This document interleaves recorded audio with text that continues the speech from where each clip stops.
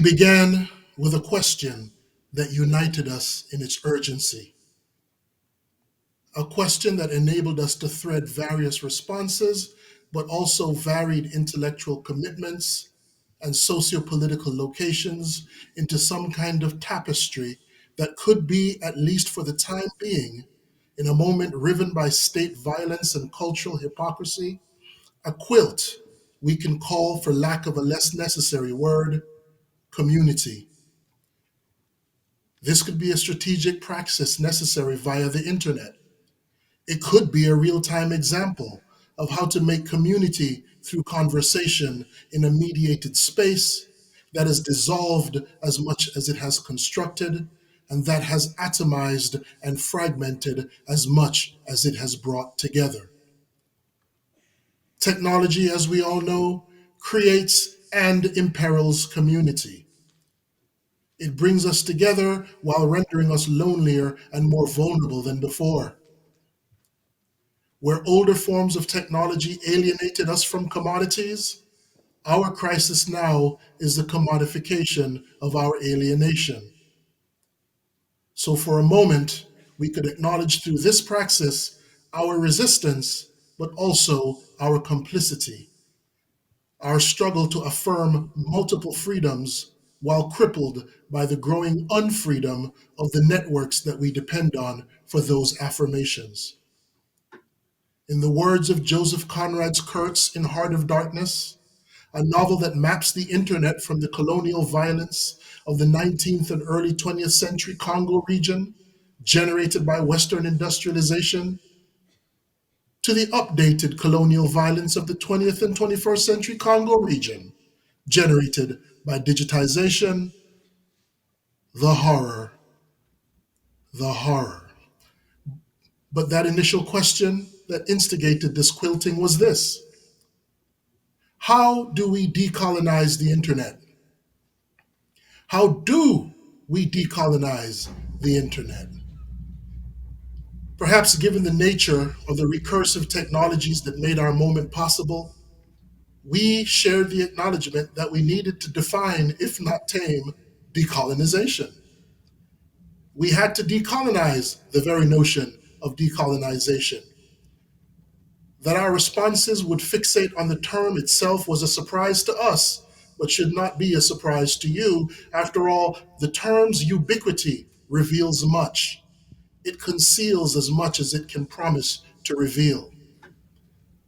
For example, it can conceal where we collectively stand in relationship to global networks and global struggles, and can reveal much about where what we once called the West, or the global North, or the overdeveloped world, or the first world, or Babylon, stands less in relationship to its various others, but to itself as the subject of its own critique. As such, the term has become burdened with the bulk of self-regard and the baggage of metaphor. In truth, this tendency towards metaphor precedes the decolonial turn. Colonialism itself has been long colonized by metaphor, as it has become far too often a mere signifier of unequal power relations or unfair distributions or impertinent semantic constructions of excessive aesthetic judgments, of the blending of material incongruities with the prickly needs of desire. The Polish-British Joseph Conrad knew this. So did the Palestinian-American Edward Said, who, along with Nigerian novelist Chinua Achebe, was arguably Conrad's most insightful reader. Of course, it was Said who brought much attention to colonialism and its dependence on the violence of material reality as well as on metaphor. And if colonialism has been ravaged by metaphor, we should not be surprised that the decolonial has become even more promiscuous. So, has the problem of decolonization become the horror of metaphor?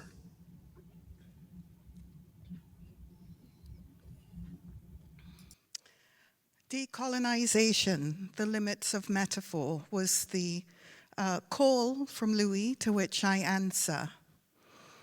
there's a wonderful conversation between Catherine McCarrick and the Jamaican philosopher, playwright, and dancer, Sylvia Wynter, in an essay called "In Unparalleled Catastrophe for Our Species, or to Give Humanists a Different Future, Conversations." Sylvia cites the paleontologist Juan Luis Arzuaga, who proposes that the human is not only a languaging being, but also a storytelling species. Drawing from her own performative background, Sylvia explores this concept by referencing the work of the extraordinary feminist thinker Judith Butler. And in this essay, Sylvia says, "We know of this brilliant concept of the performative enactment of gender from Judith Butler.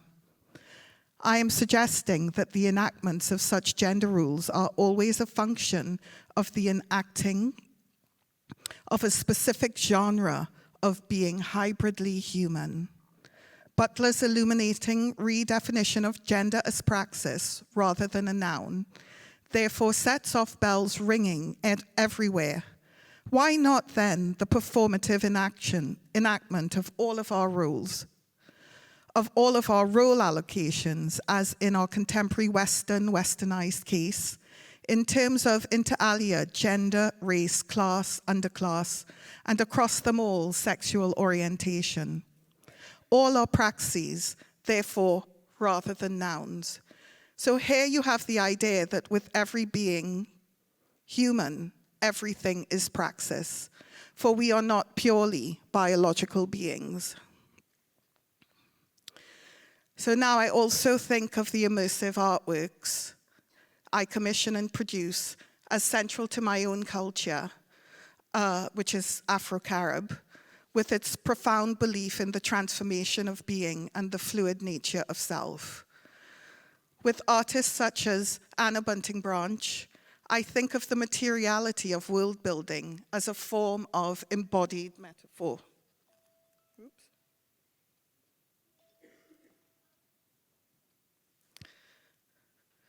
The artist Anna Bunting Branch writes, "As the short animation Welcome Traveler announces, Warm Worlds and Otherwise is formed at the meeting of worlds, both real and imagined.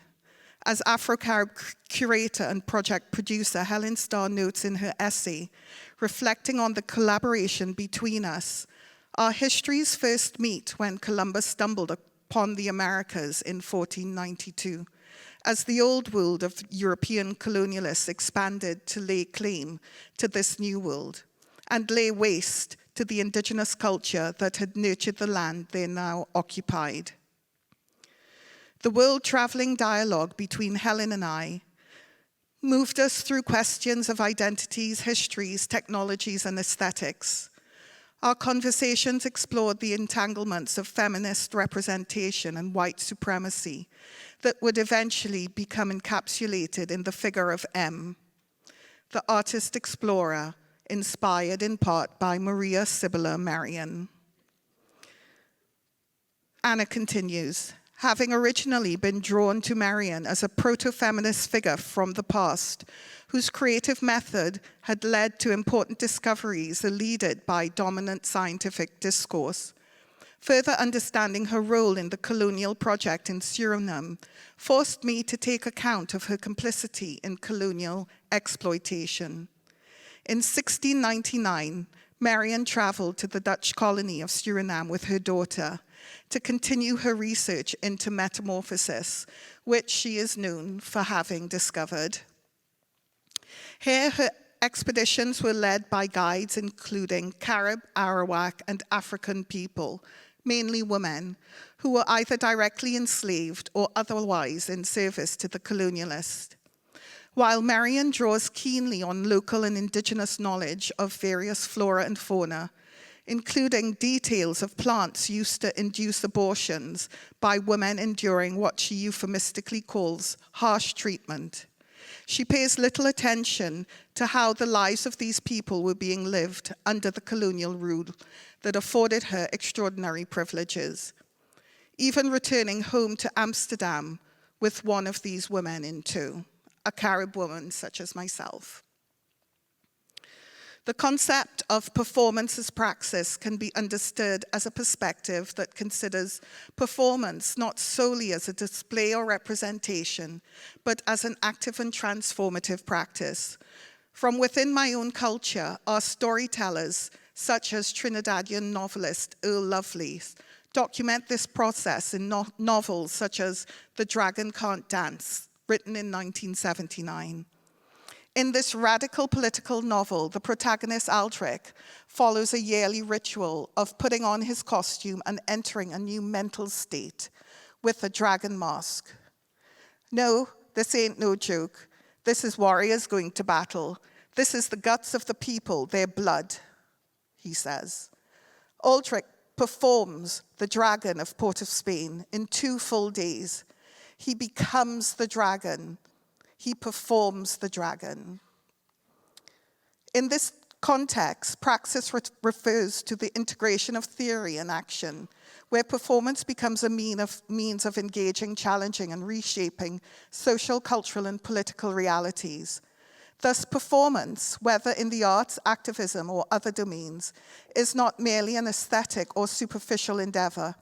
It becomes a deliberate and purposeful act of enacting change, critiquing existing power structures, and promoting social and cultural transformation.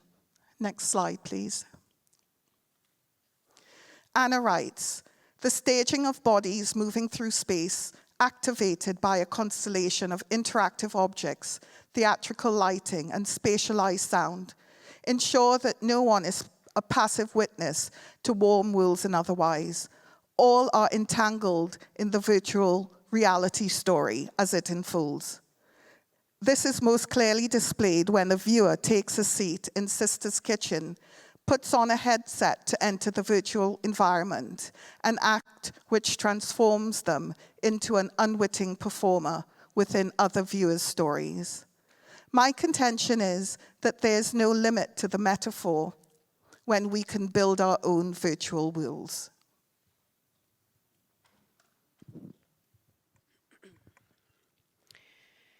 In September of 1939, the Sierra Leonean journalist and trade unionist I.T.A. Wallace Johnson sat at his desk when police arrived and conducted a raid.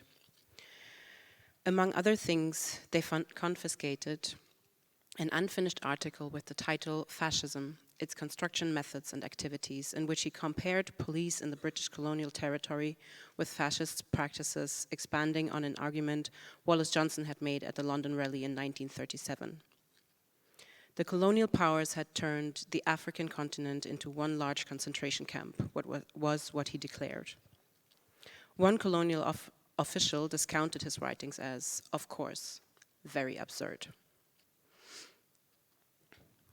In her text, Blood Brothers, Colonialism and Fascism as Relations in the Interwar Caribbean and West Africa, Leslie James writes, the estimation of fascism as a system of excess, extravagant in its violence, striking in its ceremony and ritual, and grandiose in the mythic quality of its leaders, pervades past and present perception of fascism. Leslie James quotes from multiple letters from Harris in 1936 and 1937 to the editors of The People, which was a Trinidadian small-scale poor and working class weekly, explaining fascism to Trinidadians as party to the open terrorist dictatorships of the most reactionary, most chauvinistic, and most imperialistic elements of finance capital. Yet, the idea of fascism as more than what was already resonates in a slightly different register when articulated by colonized peoples, doesn't it? Trinidadian poet Alfred M. Cruikshank,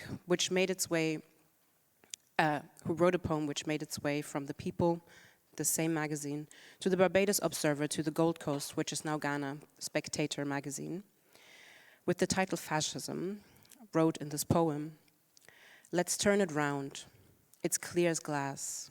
It means more TNT, more gas.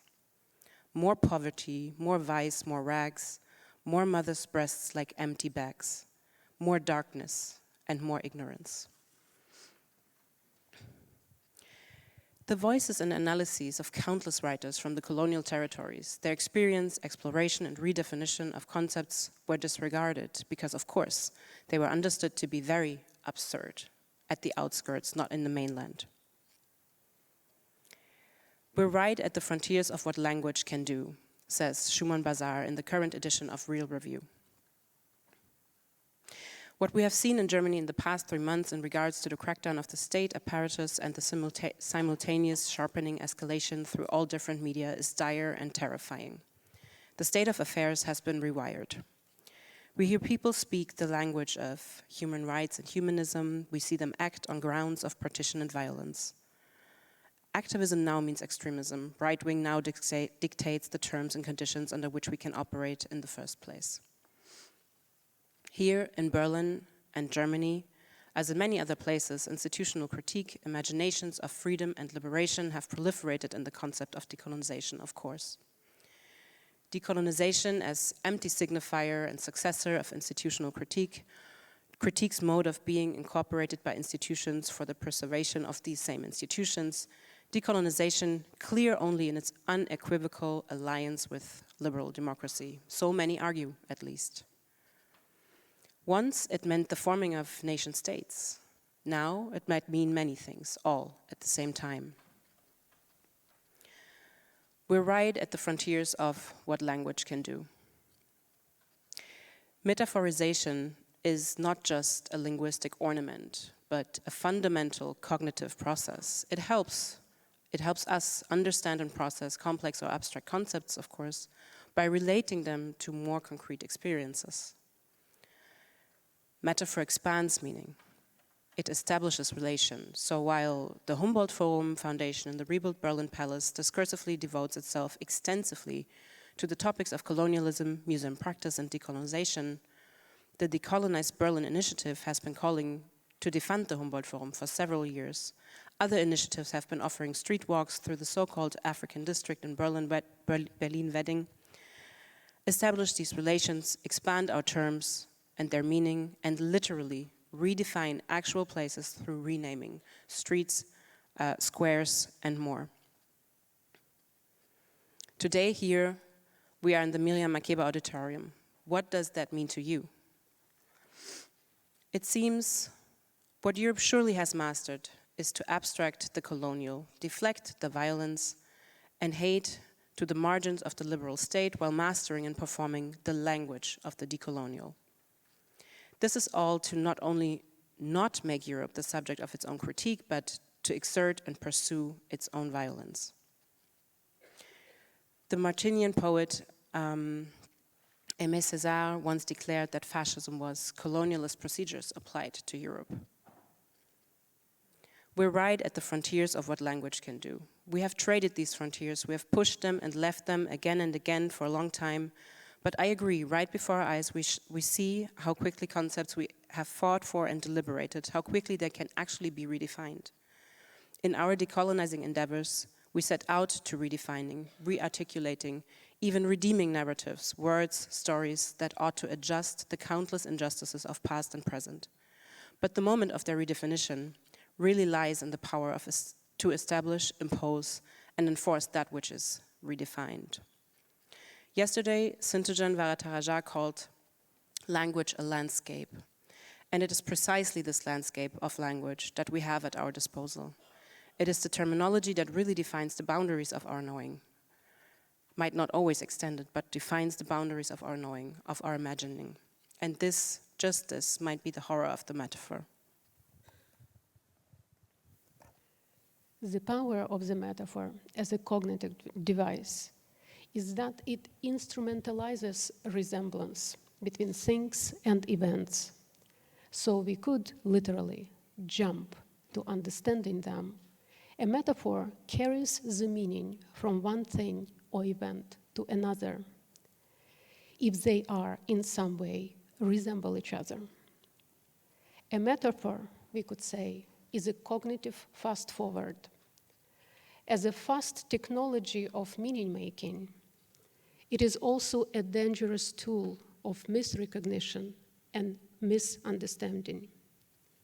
It saves us time and allows us to forego labor, but our understanding depends on how much labor we put in the process of meaning making and how much we struggle for it. The imperial war of Russia on Ukraine brought the word decolonization to the fore of all discourses, not only academic, but also popular and political, and across the entire post-Soviet realm. Everyone speaks of decolonization. Unfortunately, in popular and political talks, too often decolonization is equated only with dissolution or collapse of the Russian Federation. Although the imaginary project of the dissolution of Russia is not entirely disconnected from potential decolonization, the route between them is a long journey. As Eve Tak and Kei Wen-Yan remind us, there is a huge risk in the easy adoption of decolonizing discourse because it turns decolonization into a metaphor. As important as their goals may be, they write, social justice, critical methodologies, or approaches that decenter settler perspectives have objectives that they may be incommensurable with decolonization. Decolonization, in the end, is not a metaphor.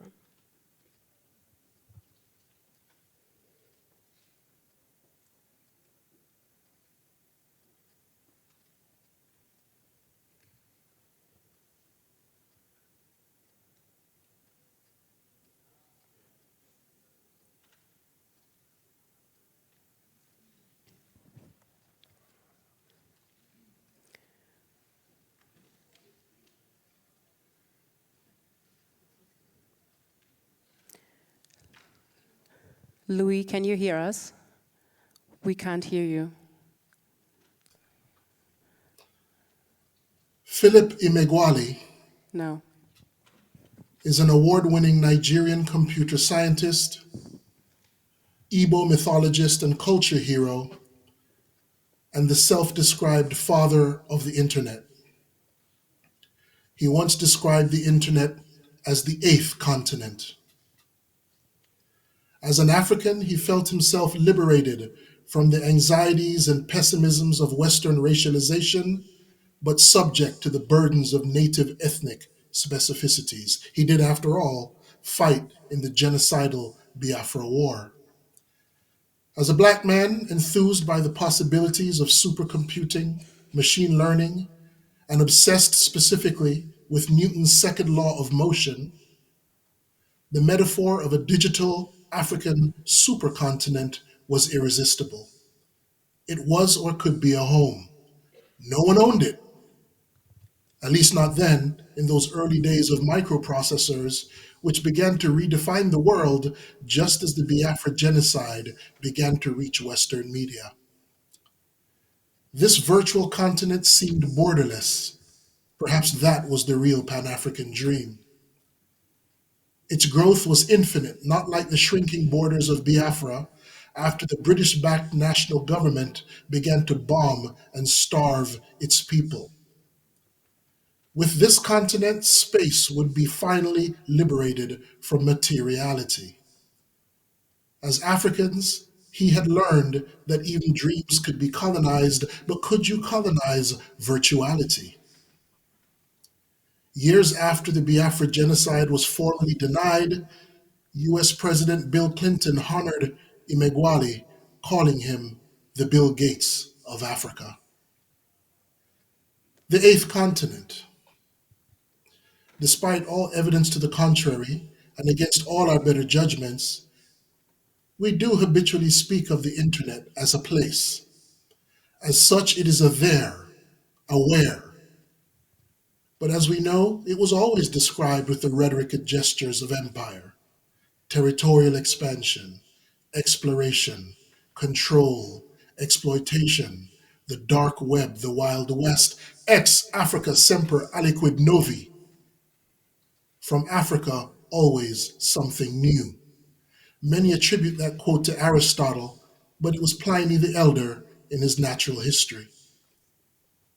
It's hard not to be utopian when discussing such a placeless place, an endless supercontinent, darker even than Africa was supposed to be, and certainly more godless or with more gods than even the promiscuous Romans could manage. The primary influence on Imegwali's vision of the internet were bees. Computing was like a honeycomb, he thought, not a web, not a net. A honeycomb was not strange in its resemblance to a traditional Igbo village, reminding us of Ron Eglash's arguments about digital recursion being found primarily in pre-colonial African social, architectural, design, and conceptual structures. But it is Imegwali's obsession with Newton's second law that tells us something. That second law is about something other than place, which matters to those of us for whom place can only be a traumatic memory. For those of you who don't know, this second law rules that the acceleration of an object is due to its mass as well as the amount of force applied to that object. The amount of force on a body is equal to its acceleration multiplied by its mass. This provides the rate that the body's momentum transforms in time. In more accessible words, this law is a law not of place or space, but of motion. It is not a law of home, of location, of stasis, of nations. It is a formula for displacement, migration, extraction. And as we watch Africa through laptops and mobile phones, as we watch the Congo bleed, we mutter together, ex Africa semper aliquid novi, and we ask, is the freedom of movement the horror of displacement?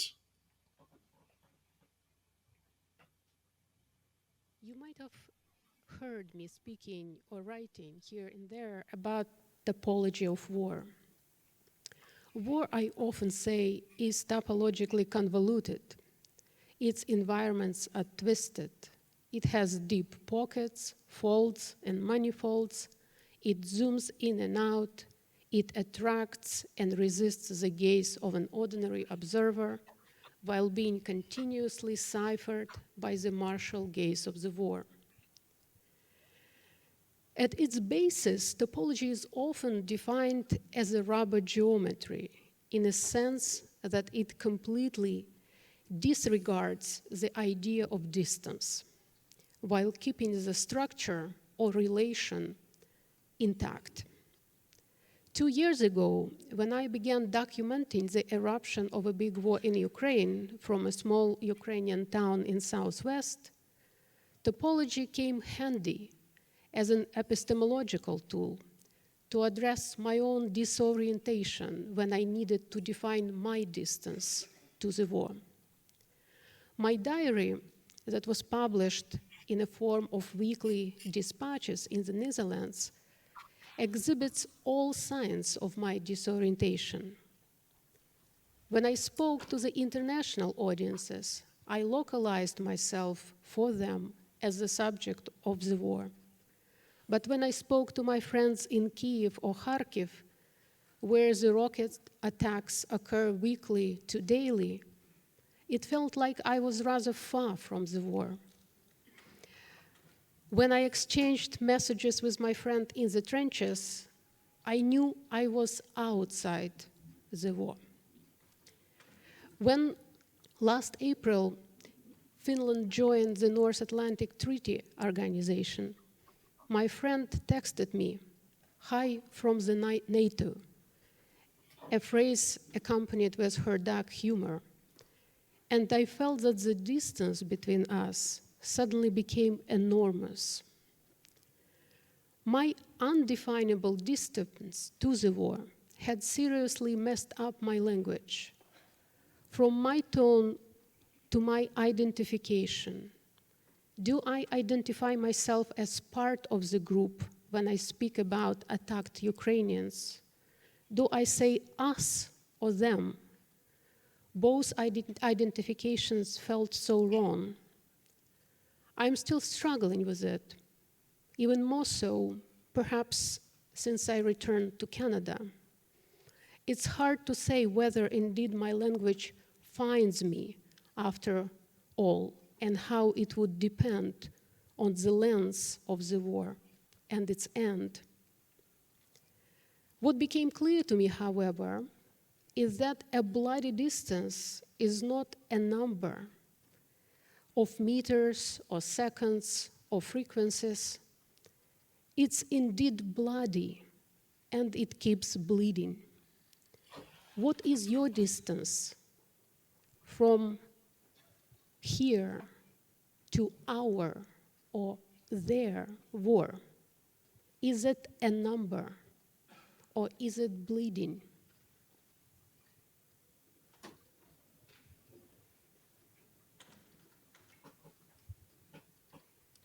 Next slide.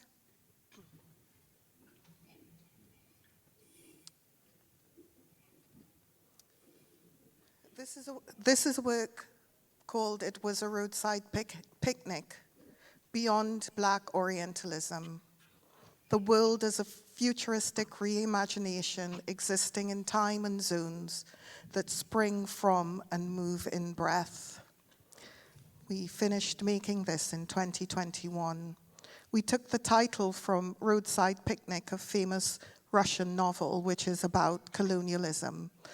And you can imagine our horror when, as we finished the work, the war began. This work emerged from a group of artists who identified as Black American, Somalian, Indian, British, Welsh, South Korean, and Pakistani ethnicities. Gender-wise, we had non-binary people, queer people, black femme people, trans people, maybe one cis heteronormative person. It is an interactive virtual reality and WASD work made by the artists Megan Broadmeadow, Brandon Covington, Sam Sumana, Nayu Kim, Ben Hall, Alia Hussein, Nicholas Delap, Kinari Saraiya, and Selma Moore. And it is made in the Unity game engine, which the internet has offered up to us as a tool, a great gift. So in building this world, we encountered what seemed to be an unsurmountable problem. Salma Noor, the Somalian artist, who is also devout in hijabi, and whose work was key to the project, which we set in the Sahel Desert, came to me to say that the Indian artist Kinari Saraiya and the English artist Ben Hall had placed characters into the virtual world which were haram, forbidden. The mythological beings were the horned goddess in Ben's remake of the Glastonbury tour, and the half-human, half-bird Kanaris from ancient legends of India. She came to say that she was very sorry, but she would have to withdraw her work, which was built in the environment as a tomb, remakes of a Somalian tomb from the 13th century. As you step into the tombs, her remix of one of the most popular love songs to hit Somalian Billboard charts starts to play. Obviously, I said I would respect her wishes, but I also said that she must talk to her people and to please find a way so that I would not have to allow her to withdraw this wonderful artwork. That I understood the issue, but also couldn't ask the other artists to remove their work. I asked her maybe to speak to her imam about it, which she did. She came back and she said, I think we have a solution. What we need to do is think, just as how in the real world, you can have on the same street a mosque next to a cathedral, but they are separate entities. So in the virtual world, we have to make a clear separation between her tombs and the Tor. So in this instance, we moved the Tor as far away from the Somalian tombs as we could. Of course, space doesn't really exist. With Kanari's work, next slide, please. With Kanari's work, the character was more difficult. This was a playable character who wandered in and around each artist's work, making sure that you as the player knew where everything was and you wouldn't miss out in any experience. Next slide, please. To solve the problem of the playable character, we invited the artist Alia Hussein, who is a sound artist, and she was tasked to make a sound piece which responded to the various sound works within the virtual world. And we encased the bird being that was Haram in a tunnel of twilight, therefore clearly separating the two forbidden beings from Salma's virtual installation. Diasporan specificity, borders and movement was the call from which this story responds. And I would like to draw, again, everyone's attention to Sylvia's masterful essay, which we all read at the time. We must learn to sit down together and talk about a little culture, which is what effectively led to the solving of this very complex problem.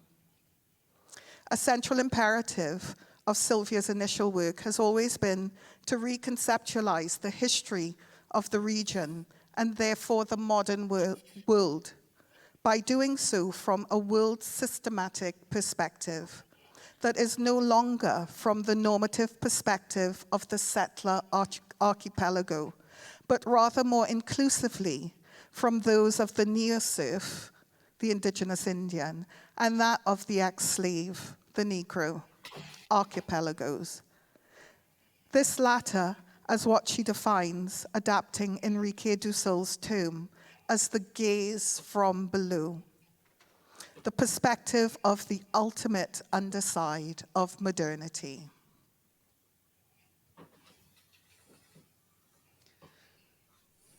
For me, this work represents the horror of withdrawal.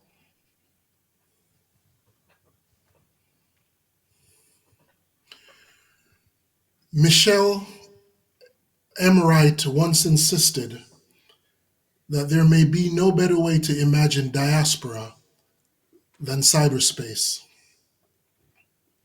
The internet's emphasis on hyper-inclusion, fluidity, intersections, not categories, networks, not locations, differences negotiated, not mandated, all suggest to her a different notion of time and space. According to her Black feminist queer mandates, diaspora is manifest in what she calls a dizzying chronotopia. Apropos to this, she also insists that we not think about diasporic identity as being rooted in place. Identity, she says, is not a where or even a what. It needs no continent to ground it, virtual or otherwise. Instead, she argues, identity is a when.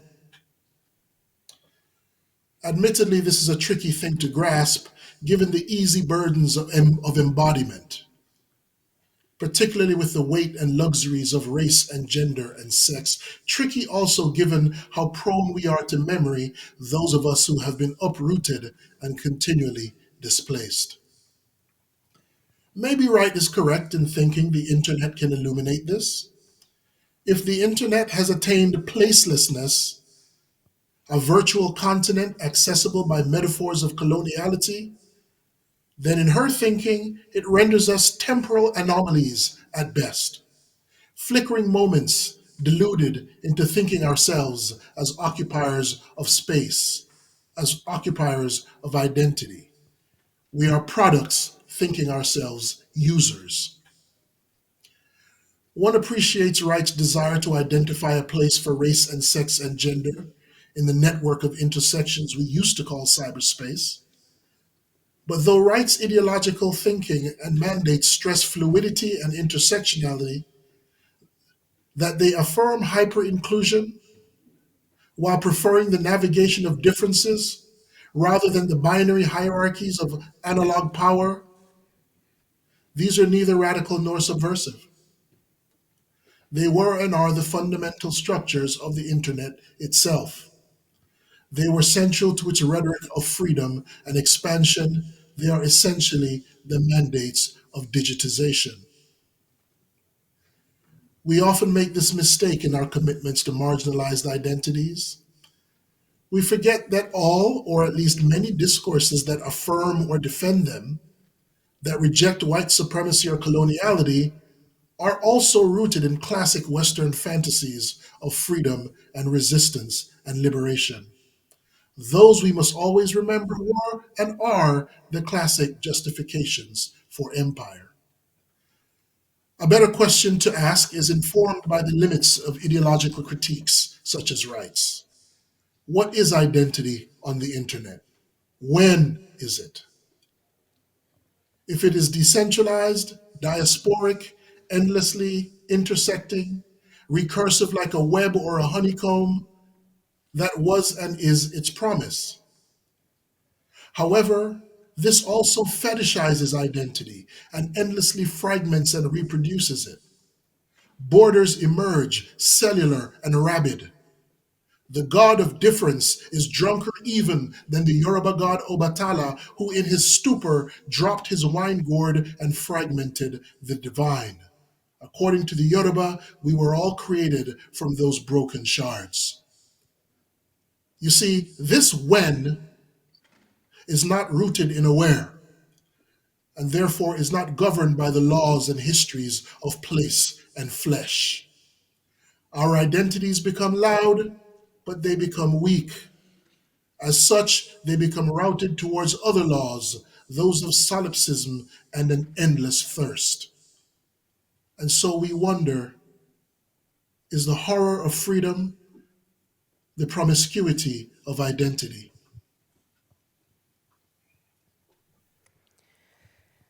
I increasingly grow uneasy with our forms and formats of communion and exchange.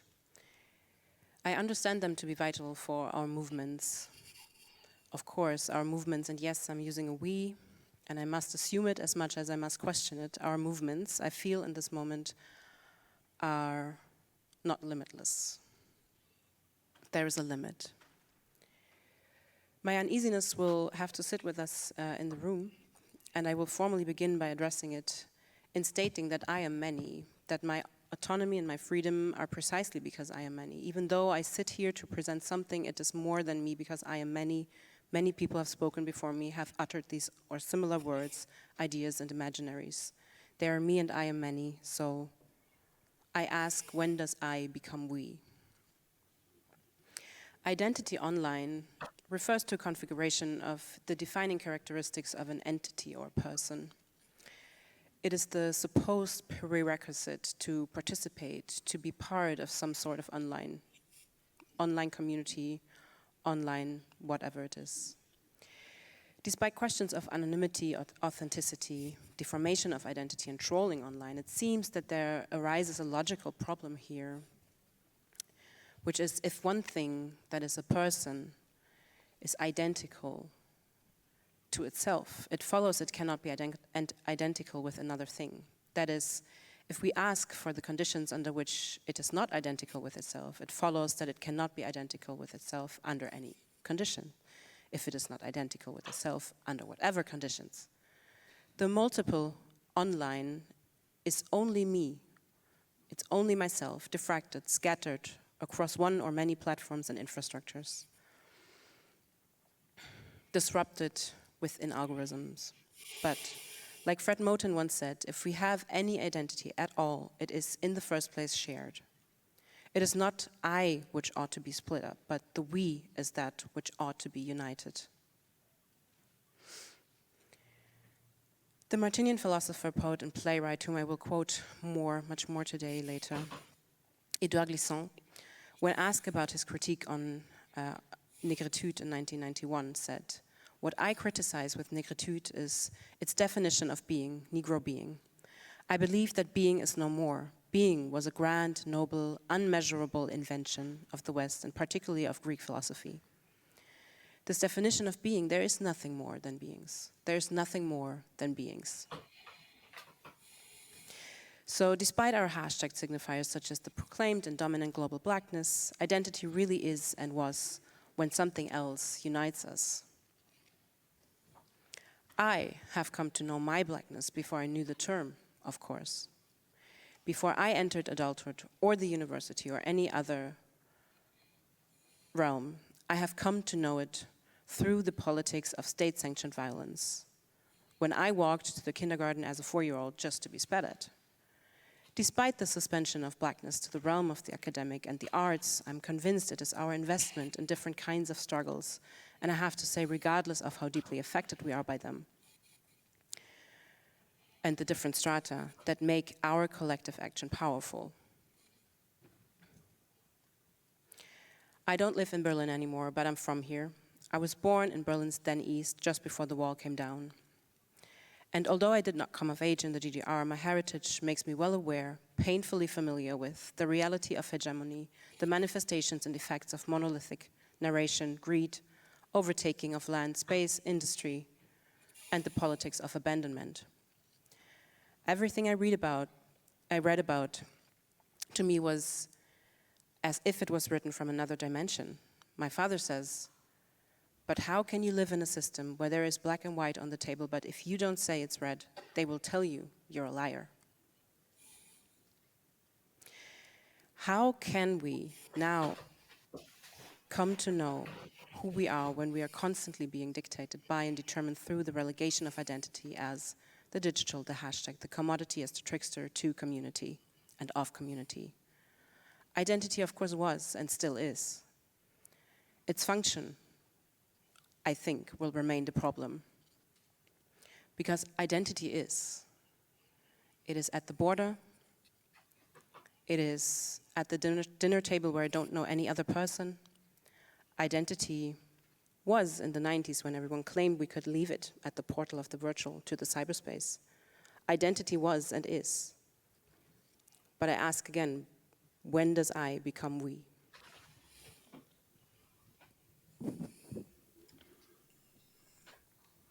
And what is the future of memory? What future? Whose memory? If we could play the next slide, please. Ukraine and Russia, major global producers of grains, oilseeds, and fertilizers, find themselves grappling with shortages due to the ongoing war, which have led to a surge in commodity prices across the globe. The impact of these shortages is particularly pronounced in the Dominican Republic, Guyana, Haiti, and Suriname, exacerbating concerns about food insecurity in the Caribbean basin. In response to this challenging situation, Guyana, striving for self-sufficiency, expedited its initiatives to extract oil from the extensive newly found reserves, situated in shared waters with Venezuela and Trinidad. The US oil sanctions on Venezuela in 2019 became compounded with ExxonMobil's discovery of offshore oil in Guyana in 2015 and sparked heightened territorial disputes between the two countries. This horror of sanctions, which as we know are always brutal to the poor, has spurred mass illegal immigration of Venezuelans to Trinidad and other South American nations. hinting at a proxy war in the expansive rainforests with which the war is said to become. Russian-backed Venezuela and American and UK-backed Guyana are in contention for control over Guyana's 61,000 square mile Essequibo region, which is currently populated by a large group of indigenous people. At the beginning of 2024, just this year, the US Southern Command flew fighter jets operations across these forests to affirm its commitment as a security partner, with the British swiftly following suit. On December 6, 2023, a Guyanese military helicopter crashed in the virgin tropical jungle on the border between Guyana and Venezuela. I began to think obsessively at that point about death falling from the skies. And I think about all that surveillance from satellites, dripping information to military lords, dripping down our secrets, secret landscapes, hidden in the tropical jungles, ripe for exploitation and extractivism, making us sick with surveillance and information flow coated in toxic harm, like acid rain and pesticides. I think about the falling of Little Boy and Fat Man. I think of the falling aircraft carrying the Rwandan and the Burundian presidents. I think of the Rwandan genocide. I think about metaphor. I think about the Black Wall Street massacre of 1921, when mobs of white residents attacked and killed black residents and burned and destroyed more than 35 blocks of the neighborhood, at the time, one of the wealthiest communities in the United States, a black neighborhood. An eyewitness account reads, "Lurid flames roared and belched and licked their forked tongues into the air. Smoke ascended the sky in thick black volumes and admitted all the planes, now a dozen or more in number, still hummed and darted here and there with the agility of natural birds in the air. Planes circling in midair, they grew in number and hummed, darted, and dipped low. I could hear something like hail falling upon the top of my office building. Down East Archer, I saw the old Midway Hotel on fire, burning from its top. And then another and another and another building began to burn from their tops. The sidewalks were literally covered with burning turpentine balls. I knew all too well where they came from, and I knew all too well why every burning building first caught fire from the top. I think of the metaphor of dumb in the label dumb bomb, and how the ingenuity of human beings never fails to amaze me. Speaking of dumb, as in dumbstruck, let us not forget about Agent Orange, the chemical herbicide and defoliant used by the US military as part of its herbicidal tactical warfare during the Vietnam War from 1961 to 1971.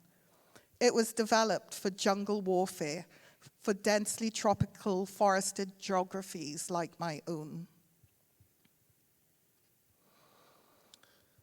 And apart from the deadly effects on millions of Vietnamese people, still struggling today through the genetic corridors that have formed through the travel of time, defoliants erode tree cover and seedling forest stock, making reforestation difficult in numerous areas, and wiping out the diversity of animal species.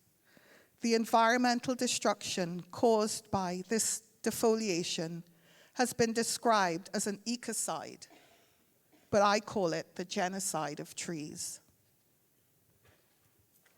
Next slide, please. I am filled with grief when I meet Svitlana for the first time. I know her present is one man's debate away from my future. And I can feel the tentacles of what Svitlana calls the war crawl reaching across the world. Our history meeting, like mine and the artist Anna Bunting Branch's, once again through colonialism, once again through death, strangling relentlessly like the ficus species, also known as the strangling fig. The strangling fig, commonly known as the banyan trees, is sacred and globally revered. The intricate, intelligent communication between these trees and fig wasps speak to tree intelligence and insect intelligence working in harmony to create a better life. These seeds fall from trees, fertilized. They fall from the sky, from the bellies of birds. They bring death, uniquely strangling growth habitat, germinating on other trees and absorbing nutrients, eventually causing their host's demise. Despite their ominous nature, strangler figs play an ecologically vital role. The now hollow centers of these trees serve as shelter and breeding grounds for bats, birds, and various animals. Considered keystone species, strangler figs provide sustenance to a diverse range of creatures during times of scarcity. They hold, they nurture. In this juxtaposition of the human war's destructive force and nature's binary, the complex interplay between conflict and the natural world unfolds. Final slide, please. In the world-building work in progress we see behind me, the Indian feminist, artist, and curator Kinari Saraiya builds an earth set into the distant future. In the aftermath of the last great war of 2030, a nuclear winter has settled across the planet.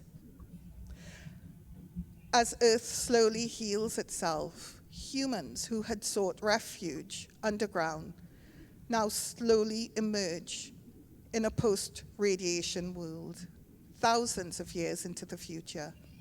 They have changed in different ways. Now sightless, visual imperiality has gone, and with it, the organized religions of the world are a distant memory.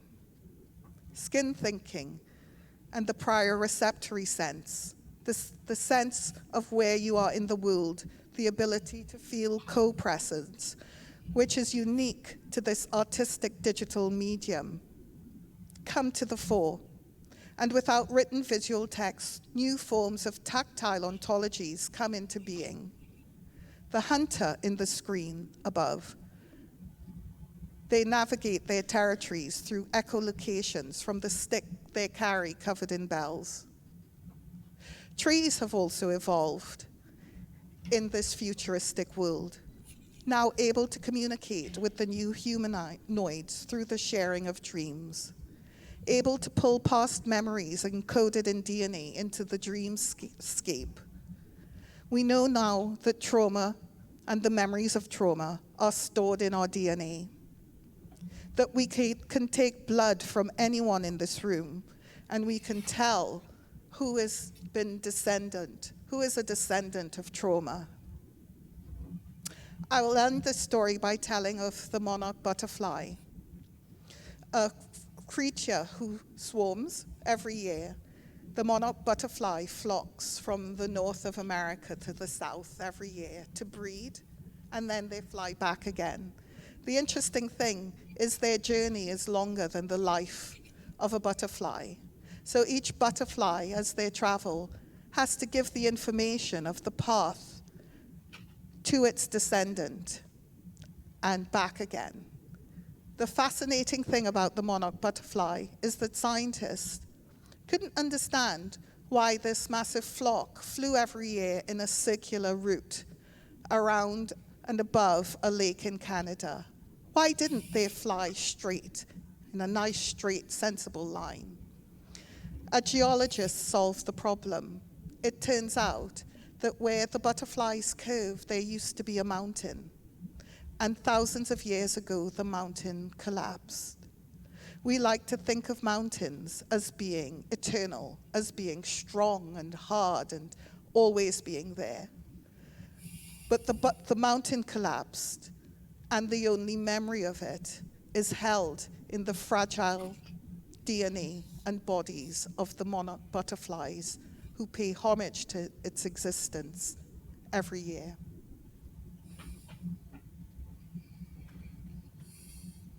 I guess for me, it's actually about thinking of the beauty of the future. Whatever happens, something will live. The horror of our leaving this world, someone who has suffered genocide, called the Great Dying of the Indigenous People of America. It's not the end of the world if humans leave it.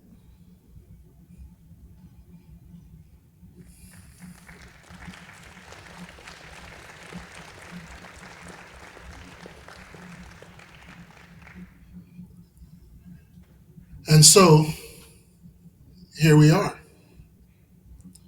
saturated with freedom, or notions of it, drunk on resistance, or notions of it, or at least it seems so, certainly online, certainly as we watch one nation's freedom used to eradicate the freedom of others, and as the victims of one freedom become enthusiastic killers of another.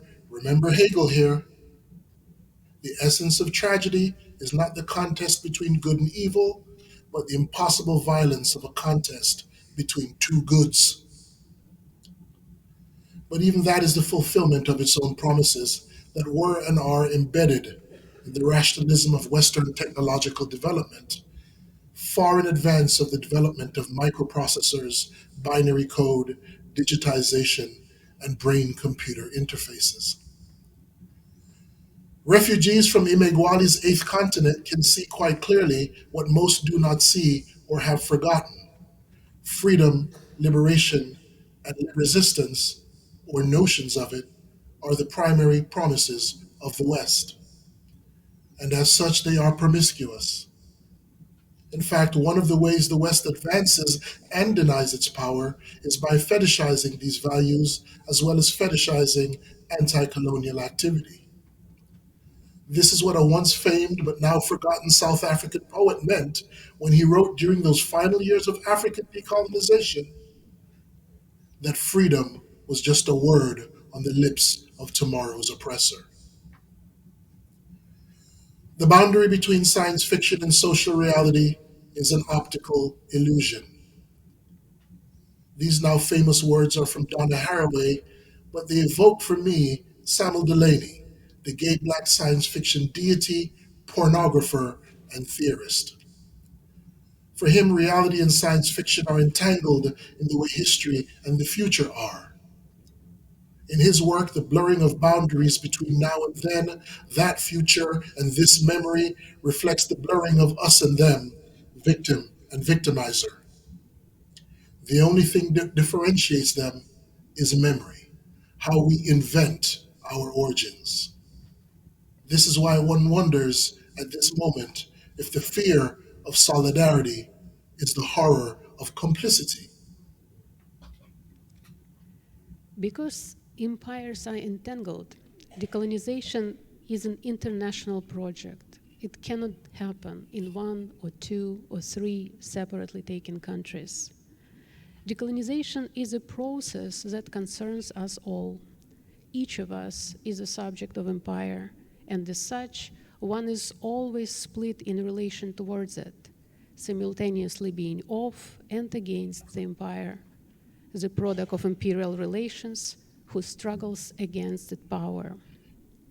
The horror of empire is that it always implicates the colonized subject in its murderous regimes.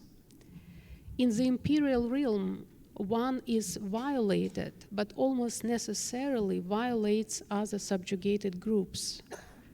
The tragedy of the subject of empire is that one also is a tool of imperial reproduction.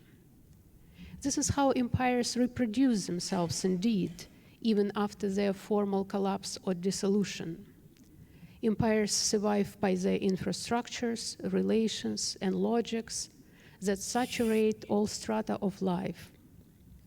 The horror of empire is the horror of our unavoidable complicity with it. Decolonization is a duty of uncovering the ubiquitous technologies and techniques of suppression and dispossession. Decolonization means recognizing, confronting, and processing the colonial violence we did to each other. We often hear today that there is nothing solid anymore about solidarity, but it is only because the imperial technology of setting the exploited groups against one another in the times of peace and war is employed to prevent solidarity.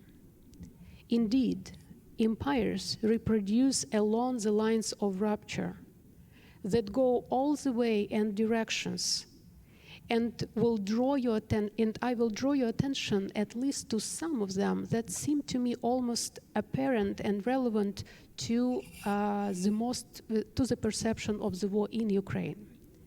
These instances strike me as representative cases of blindness towards the struggles of others, used and misused in various political and military campaigns today. Most of us in Ukraine never miss a chance to draw your attention to the horrid situation in our country. If you ask me, how are you? I'll reply that my friend's son is exploited on a mine near Bakhmut. Or tell you how it felt reading an email from a Canadian academic scolding me for direct military support at the moment when I was sitting in the bomb shelter in Kyiv under the attack of cruise missiles and ballistic rockets on January 12th. Or how I was then again asked by another Canadian academic whether the war in Ukraine is still going on. These things knock me out for days. But when the same Russian General Surovikin, who overlooked carpet bombing of the Ukrainian south, bombed and burned Syrian Aleppo in 2016, I did nothing. I don't even remember whether this event surfaced at all on the horizon of my attention. So I understand. Even attention, sometimes it's something too much to give. In October 2022, Ukraine abstained from voting from the UN Human Rights Council resolution condemning the massive crimes against humanity conducted against Uyghurs and other Muslim minorities in the far western region of China, although later reconsidered the vote.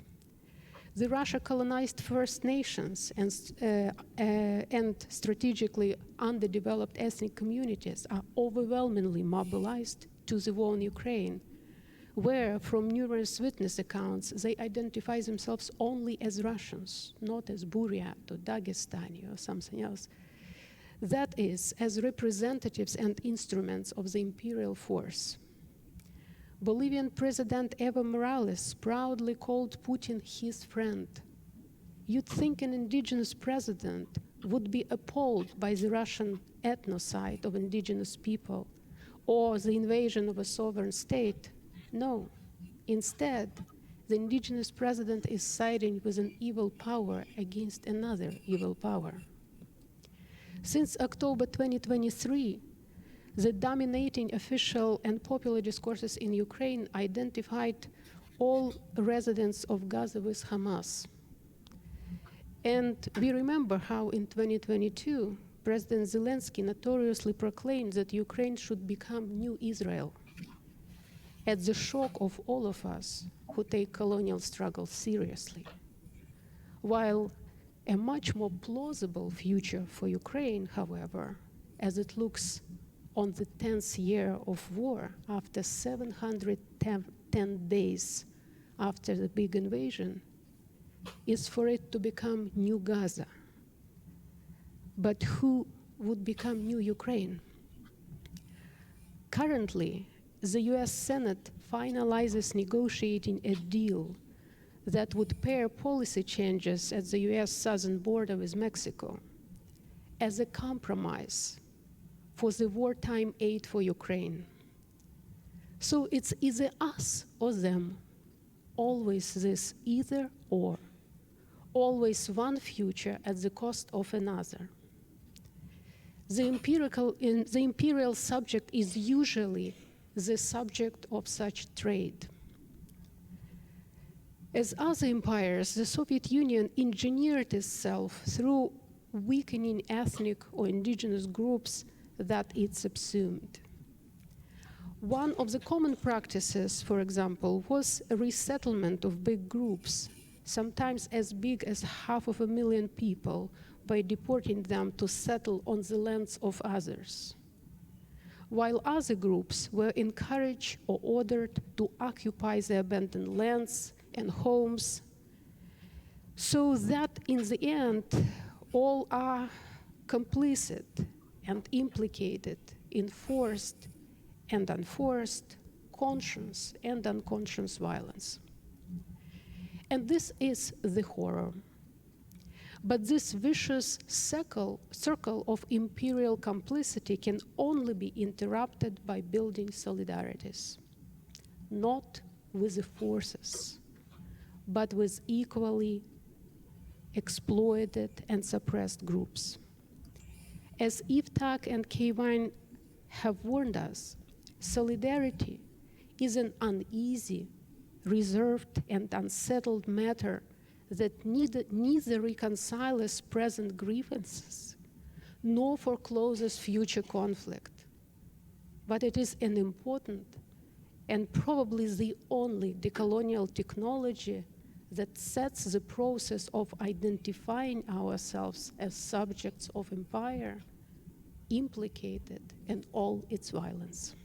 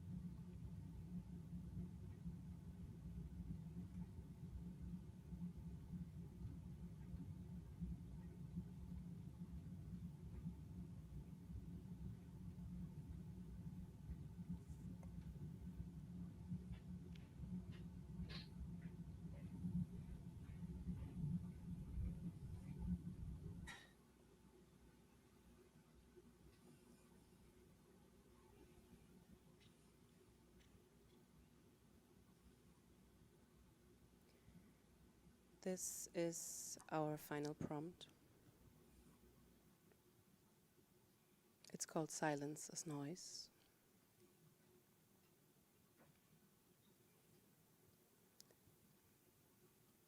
I want to tell you a story. It's a children's book story.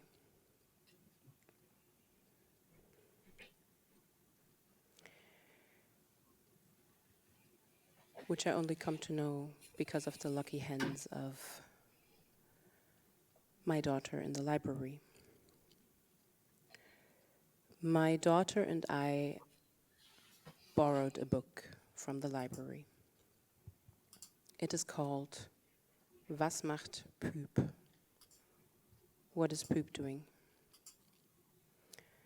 Poop is a small creature appearing on the first page to ask another small creature where they belong. This other creature is called Plop and tells Poop it belongs to the dropping water tap. It tells Poop that Poop has to find its home, its purpose.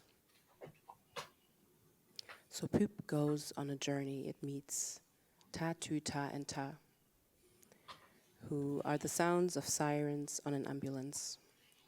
It meets Do, Re, Mi, who tell Poop quite cockily that they are not Geräusche, so they're not sound or noise, but they are notes or tones. Poop meets Ratatatata, who belongs to a shopping cart being dragged over pavement. Knick-knack, branches breaking on the forest floor. And he meets an echo, a creature producing echoes in a valley. A small child steps to the edge of the valley and shouts, "Hallo!" And so goes the echo, "Hallo, hallo, hallo." It invites Poop to follow suit and see if Poop belongs here. The echo goes, "Hooray! Hooray! Hooray!" And Poop goes, "Poop." They repeat this 3 times until they realize Poop apparently is not an echo. So finally, Poop stumbles across a child in a backyard, trying for the hundreds of times to whistle. And Poop realizes that this is the calling. All creatures that Poop encountered invited Poop to join in, but Poop was to find its own purpose. Poop found where and what it was meant to be, found its purpose, a child without a sound, suddenly going.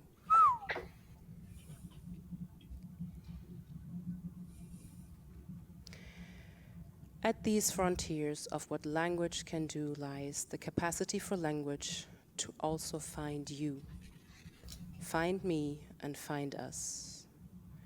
If we lack the words, they will have been uttered, because we are many. Language's capacity to find and then forge in turn lies in what we call the collective.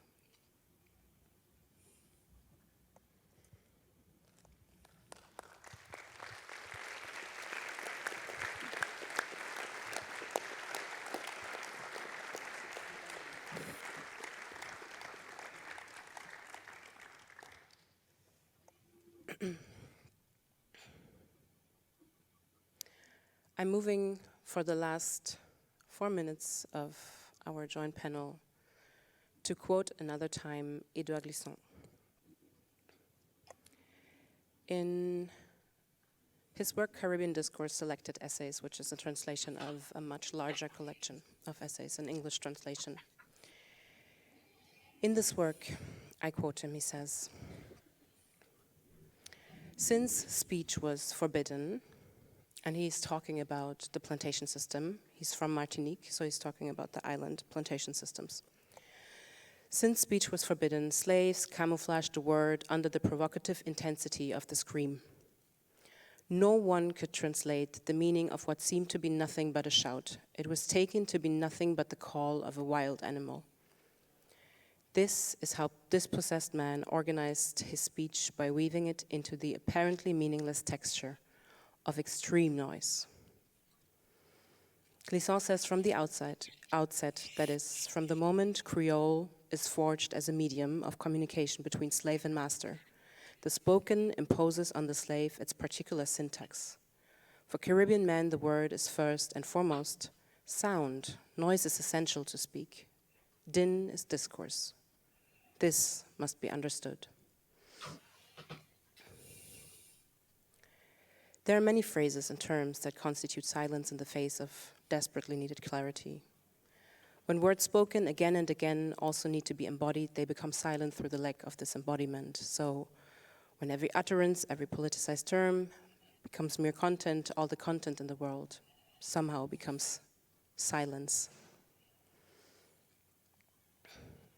If our terms and concepts constitute the borders of our knowing and doing, language offers the concepts and then it prevents certain articulations. Different articulations make collectivity through their own means and the sake of their emergence. They emerge in emergency, in circumstances of crisis, of pressure to find precisely these articulations. As Binia Damchak describes in her book Yesterday's Tomorrow, the possibility of its communication, it establishes the possibility of collectivity. Injustice is suffered collectively, and it can be fought collectively. In the language of, for example, class struggle, the class forms itself and fighting, it can anticipate in it the possibility of its own abolition. So it is the following question that I want to pose. What is it that we understand technology to be? How do we understand the infrastructure of technology? If we speak of building it, do we understand language to be one with it? Is language not all of these? Tool, machine, system, device? Is it not material, physical, embodied as well?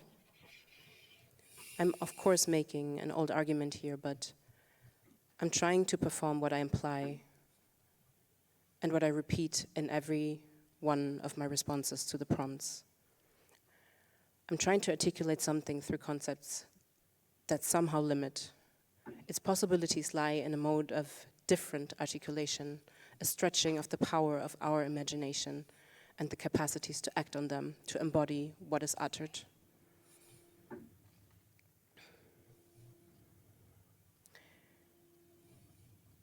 I will leave you with my last question, which is, how do we transform our utterances into a scream and form such language that lets us articulate what it is that we need collectively? Thank you.